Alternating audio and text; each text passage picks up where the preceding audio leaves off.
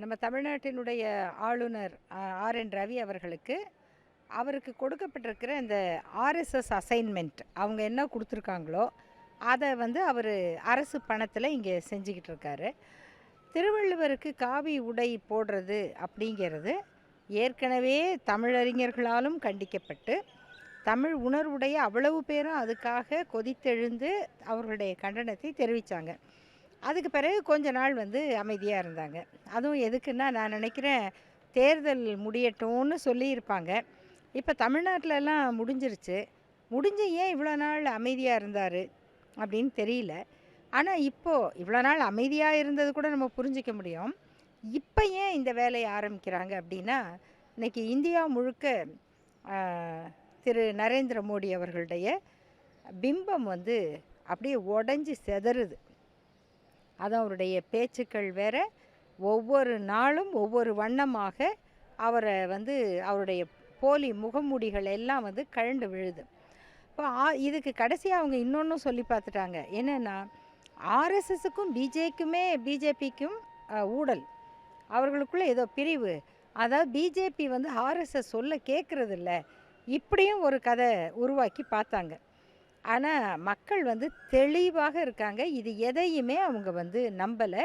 அதோட இன்றைக்கி வந்து திரு நரேந்திர மோடி அவர்களுடைய அந்த பேச்சு இருக்குது பாருங்கள். நான் வந்து சாதாரண மனித பிறவி இல்லை, நான் வந்து பயாலஜிக்கலாக பிறந்திருக்க வாய்ப்பே இல்லை, அது எங்கள் அம்மா இறந்தப்புறம் தான் எனக்கு அது தெரிஞ்சுது, நான் கடவுள் தான் என்னை ஏதோ ஒரு நோக்கத்துக்காக அனுப்பியிருக்காருன்னு. அப்படி இந்த 10 ஆண்டில் எந்த நல்ல நோக்கமும் நடந்த மாதிரி தெரியல. அதுக்கு முன்னாலேருந்து குஜராத் அழிவிலேருந்து மணிப்பூர் எரியறது வரைக்கும் தான் நம்ம பார்த்துக்கிட்டு இருக்கோம்.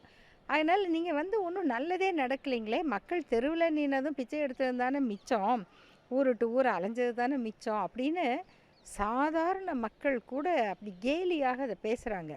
இப்போ ஏற்கனவே அவர்களுடைய சரிவு ஒரு பக்கம், இதில் அதை தூக்கி நிறுத்துவதாக நினைத்து பிஜேபியும் ஆர்எஸ்எஸும் கிளப்பி விடுகிற இந்த பேச்சுக்கள் இன்னொரு பக்கம். இந்த ரெண்டுமே அவர்களுடைய திட்டங்களுக்கு எதிராக இருக்குது.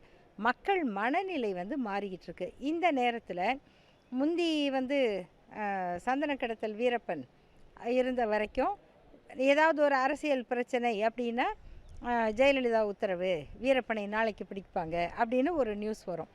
அப்புறம் டெல்லியிலேருந்து அவங்களுக்கு ஏதாவது மத்திய அரசுக்கு பிரச்சனை அப்படின்னா சீனா எல்லையில் வந்து பதற்றம் அப்படிம்பாங்க.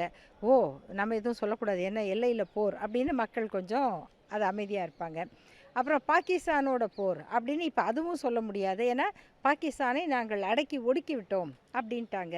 அப்போ பாகிஸ்தான் எல்லையில் பதற்றம் சொல்ல முடியாது, சீன எல்லையை ஒன்றுமே சொல்ல முடியாது. இவங்க எல்லாம் சத்தம் இல்லாமல் இந்திய நிலத்தை வந்து அங்கே விட்டு கொடுத்துக்கிட்டு இருக்காங்கன்னு அதிகாரிகள்லாம் பேசிகிட்டு இருக்காங்க.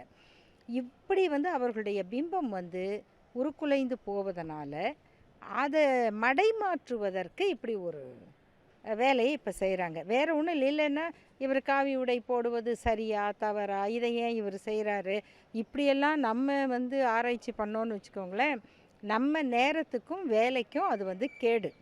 ஆக இவ்வளவு மோசமாக பிஜேபியினுடைய இமேஜ் வந்து சரிஞ்சிக்கிட்டு இருக்கு. அவர்களுடைய தோல்வியை வந்து அவங்களே அப்படி கண்ணுக்கேற பார்த்துட்ருக்குறாங்க. அதனால் மக்களை அதிலிருந்து திசை திருப்புறதுக்காக இப்படிப்பட்ட வேலைகளை செய்கிறாங்க. அதற்காக வைக்கப்பட்டவர் தான் திரு ஆர்.என். ரவி. அவர் அந்த வேலையை ஆளுநர் மாளிகையிலிருந்து பார்த்துக்கிட்டு இருக்கார். இந்த ஒரிசால பூரி ஜெகநாதர் கோயிலுடைய சாவி வந்து தமிழ்நாட்டுக்கு போயிடும் அப்படின்னு சொல்லி பேசினது வந்து தமிழர்களை வந்து அவமதித்ததா அனைத்து தரப்புலையும் கண்டனங்கள் வலுத்திருக்கு. அந்த மக்களே வந்து அந்த பேச்சை வந்து ரசிக்கல அப்படின்னு சொல்லிட்டு அங்க இருக்கக்கூடிய கட்சிகள் வந்து விமர்சனம் பண்றாங்க. இந்நிலையில தமிழர்கள் மத்தியில் இருக்கக்கூடிய ஒரு பெரிய ஒரு கோபத்தை தணிக்கிறதுக்காக இல்லை மடைமாற்றம் செய்வதற்காக நடவடிக்கை செய்யறாங்க. பார்த்துக்கலாம், கண்டிப்பாக பார்க்கலாம். என்னென்னா, ஒரிசா மக்கள் வந்து எப்போ இது மட்டும் இல்லை, அங்கே வந்து திரு பாண்டியன் ஐஏஎஸ் அதிகாரி வந்து அங்கே முதல்வர் நவீன் பட்நாயக் அவர்களோடு மிக உற்ற துணையாக இருக்கிறார். கிட்டத்தட்ட தன்னுடைய அரசியல் வாரிசாக மாநிலம் கடந்து ஒருவரை வந்து அவர் தேர்ந்தெடுப்பார். மக்கள் வந்து அவர் மீது அவ்வளவு அன்பு கொண்டிருக்கிறார்கள். அப்படின்னு வரும்போது ஒரு மாநிலத்தில் ஒரு மாநில கட்சியினுடைய பொறுப்பில் ஒரு வேறு மாநிலத்தை சேர்ந்தவர், தமிழ்நாடுன்னு விட்டுருங்க, இவங்க பேசுகிற இந்திய ஒற்றுமை என்ன, இந்திய தேசியம் என்ன. ராஜஸ்தான்காரங்க சென்னையை ஆக்கிரமிக்கலாம், கோயம்புத்தூரை பூரா காலி பண்ணலாம். இதுக்கெல்லாம் வந்து இவங்களுக்கு இடம் இருக்குது. மார்வாடிகளும் குஜராத்திகள் சேட்டுகள்லாம் வந்து எல்லா மாநிலத்தையும் ஆக்கிரமிக்கலாம். ஒரு அதிகாரி அங்கே ஒரு அரசியலில் இருக்கார், அவர் வந்து மக்களோட அன்பை பெற்றிருக்கிறாருங்கிறதே இவங்களுக்கு வந்து பொறுத்துக்க முடியல. இவ்வளவு தான் இவங்க பேசுகிற தேசபக்தி அப்படிங்கிற அரசியல். அதுக்கும் மேலாக இந்த பூரி ஜெகநாதர் கோயில் சாவி தமிழ்நாட்டுக்கு போயிருக்குன்னா எப்படி போச்சு, நடந்து போச்சா, யார்கிட்ட போச்சு? நீங்கள் உங்கள் அரசு, உங்களுக்கு சிறப்பு புலனாய்வு குழுக்கள்லாம் இருக்கே, நீங்கள் தான் வந்து எங்கே நடக்கிறதையுமே கண்டுபிடிச்சிருவீங்களே. விஸ்வகுரு இல்லை ஒரு பேர், உலகத்துக்கே குரு, லோக குரு மாதிரி ஒரு விஸ்வகுரு. அப்போ ஏன் உங்கள் கண்ணுக்கு தெரியாமல் இது நடந்தது? உங்களுடைய உளவுத்துறை அதிகாரிகள் என்ன பண்ணுறாங்க அப்படின்னு இவங்க போடுகிற ஒவ்வொரு அபவாதத்தையும் ஒவ்வொரு அவதூறையும் மக்கள் வந்து அப்படியே செவுத்தில் வரட்டி தட்டுற மாதிரி எடுத்து அடிக்கிறாங்க. அது அவங்கள நிலைகுலைய செய்யுது. இல்லைன்னா ஒரு பொறுப்பில் இருக்கக்கூடியவர் இந்த மாதிரி பேச மாட்டார் இல்லையா? அதனால் நான் வந்து என்ன சொல்லுவேன்னா, இவங்க இப்படியெல்லாம் பேசுகிறது வந்து கேலிக்குரிய பேச்சுங்கிறத புரிஞ்சுக்கிட்டு நம்ம என்ன பேசணுமோ அதை பேசிகிட்டு இருக்கணும். இப்போ தமிழ்நாடு அரசுனா இன்றைக்கி 3 ஆண்டு காலத்தில் எவ்வளவு பேர் இன்றைக்கி படித்து உயர்நிலைக்கு பிள்ளைங்களை தயார் பண்ணிக்கிட்டு இருக்காங்க. இப்படி ஏதாவது ப்ரொடக்டிவாக பேசுகிறதுக்கு பிஜேபிக்கோ ஆர்எஸ்எஸ்க்கோ இருக்கா? இல்லை. இன்றைக்கி இப்போ +2 படிக்கிற பசங்களை பாருங்கள், இப்போ வந்திருக்காங்க. எவ்வளவு பேர் அந்த நான் முதல்வன் திட்டத்தில் அவங்களுடைய எதிர்காலத்தை ஒரு அரசாங்கம் உறுதிப்படுத்துது.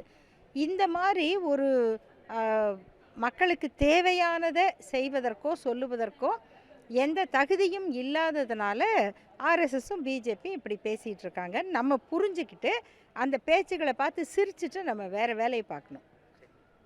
நன்றி.